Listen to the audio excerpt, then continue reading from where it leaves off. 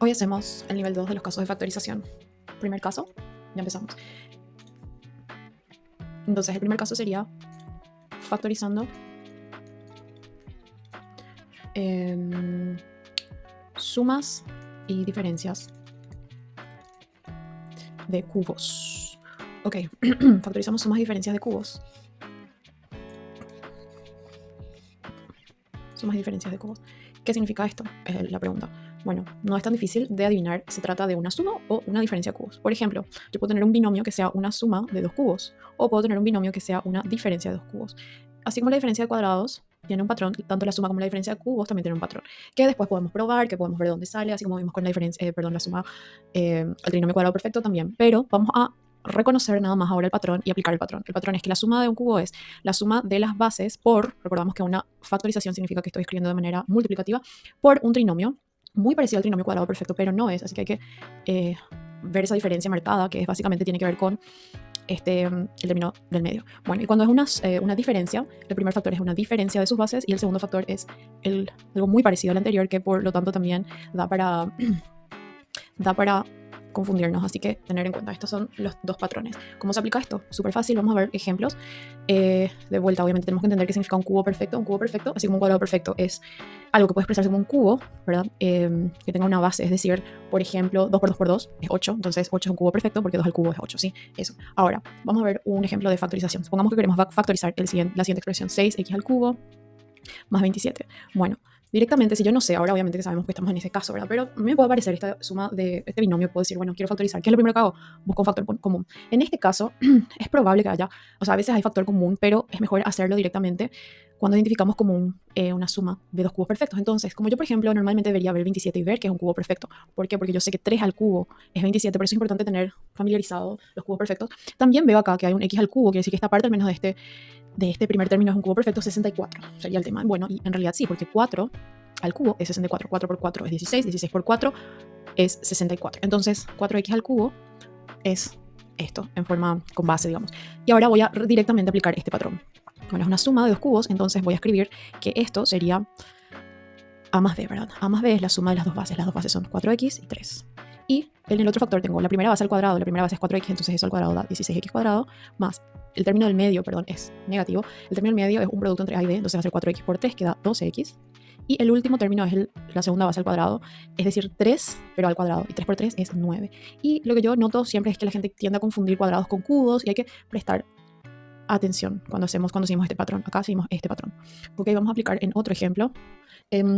Digamos 125x al cubo menos y a la sexta. Cuando yo veo así, por ejemplo, un binomio donde veo x al cubo, yo ya inmediatamente voy pensando, esto puede ser una diferencia de dos cubos. Entonces tengo que hacer el análisis. ¿Es todo un cubo perfecto? Bueno, obviamente sí, porque y al cubo, perdón, y al cuadrado al cubo que hay. Esto también, yo casi hice ese famoso error.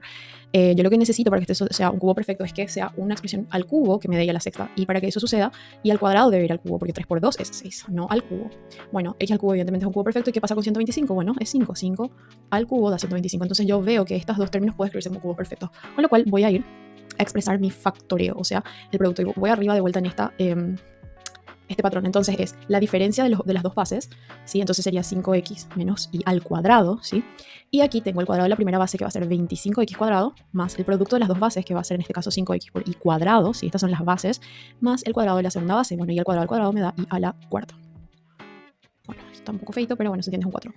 Termino, ¿ok? Entonces es básicamente reconocer una diferencia o una suma de dos cubos perfectos. Entonces, tener en cuenta todos los cubos perfectos, estudiar los cubos perfectos hasta cierto nivel, digamos. Entonces, ir reconociendo. Bueno, a ver, entonces, cuando uno factoriza un polinomio, esto es importante, como un note. Factorizar números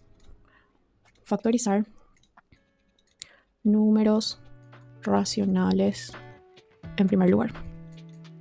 ¿Ok? Esto es algo importante tener en cuenta. ¿Y a qué me refiero con esto? Así que vamos a hacer estos dos ejercicios para aplicar esta idea. Vamos a ver que yo quiero factorizar esto, x al cuadrado más 2 sobre 3x. Esto es súper interesante, más 1 sobre 9, por ejemplo. Acá tengo un trinomio, ¿sí? Es un trinomio en donde es una suma, tengo x cuadrado más 2 tercios x más 1 medio. Entonces, para iniciar mis casos de factorización que yo ya vi, hay veces que es primero interesante factorizar el polinomio de tal manera que todos sus coeficientes, dentro de uno de los factores sea entero. Entonces, aquí es donde Bueno, primero me voy a acordar de que esto es como tener un sobre 1, ¿verdad? ¿Y a qué me refiero con esto? Que yo miro acá los tres denominadores, porque yo quiero sacar ese número racional, ¿sí?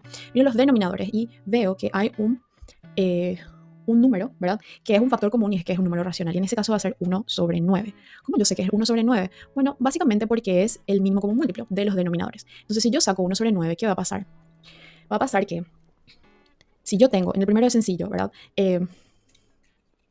Factor común, porque es mínimo común múltiplo. Bueno, entonces, en el primer caso, ustedes se preguntarán, ¿pero qué pasa acá? ¿Con qué número yo tengo que multiplicar esto para que me dé x cuadrado? Recordemos que esto es básicamente esto. Bueno, y tengo que hacer de tal manera que esto sea un 9x cuadrado, ¿verdad? Porque yo al multiplicar esto se va a eliminar y voy a tener esto de vuelta. Pero, ¿qué pasa? Estoy ayudando a que todos mis términos sean números enteros. Entonces, ¿cuál sería el número acá, el coeficiente? Bueno, va a tener que ser 6x. ¿Por qué?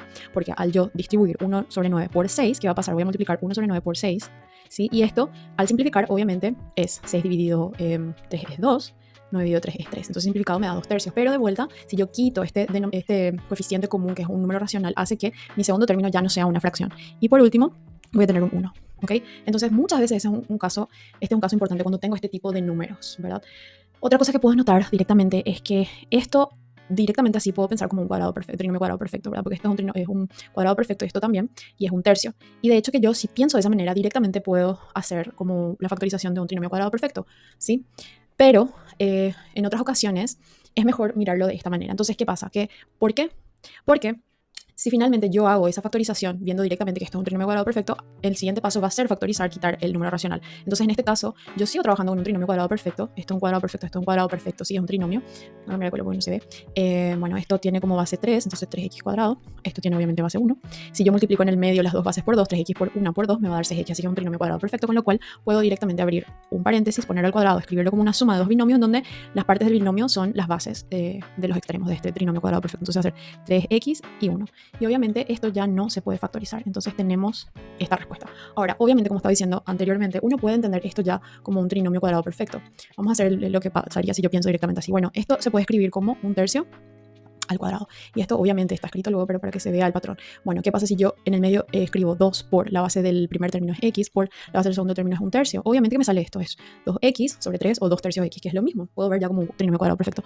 Pero ¿qué es lo que pasa? Que cuando yo hago esta factorización, depende del libro, pero en algunos libros de texto no se considera que esto sería completamente factorizado. Bueno, va a seguir siendo una suma, el cuadrado de la suma de un binomio, acá va a ser 1, acá va a ser un tercio, 1x, ¿verdad? No x, sino que 1x, así que sería x, y queda así. ¿Es esto lo mismo que esto? Sí es, vamos a poder ver si hacemos el desglose, pero en algunos libros de texto esto no se considera factorizado porque se considera que tiene que estar primeramente la factorización del número racional, ¿ok? Eso es importante tener en cuenta. ¿Está esto factorizado? Depende del libro de texto. ¿Está esto factorizado para todos los libros de texto? Sí. O sea que, conclusión, muchas veces es mejor factorizar los números racionales en primer lugar, antes de hacer cualquiera de los otros casos anteriores. Bueno, vamos a ver otro ejemplo. Aquí, para esta idea, tengo este polinomio súper interesante, 0.25 y cuadrado. Acá luego ya tenemos un número, este es el ejercicio, tenemos números decimales. Entonces, la idea siempre sería quitar los números racionales. Bueno, ¿cuál es el número racional acá? Es el 0,01. Bueno, ¿por qué? Porque yo puedo multiplicar 0,01 por 25 y tener 0,25. Entonces estoy factorizando. 0,01 por 4, sí, me va a dar 0,04. Entonces yo puedo factorizar de esta manera y ahora tengo en mi segundo factor todos números, todos coeficientes enteros. Bueno, entonces, ¿qué pasa? Dejo el 0,01 ahí un rato y luego miro esto. Bueno, no tengo factor común en el segundo factor, en este factor, ¿sí? Pero tengo una diferencia de cuadrados, ¿sí? Entonces, la diferencia de cuadrados dice que yo puedo escribir esa diferencia como un producto en donde tengo las dos bases sumadas por las dos bases restadas, digamos. Y respetando el orden, porque el primer término, que es positivo, siempre tiene que ir positivo en ambos factores. Entonces, esto va a ser 5i más 2 y este va a ser 5i menos 2. ¿Ok? Y ahí terminamos. Ahora pueden fijarse que este número 0,01 es lo mismo que 1 sobre 100. ¿Ok? Y pueden escribir también así. Es el 1%. Entonces, 5. Y acá tenemos la respuesta. ¿Sí?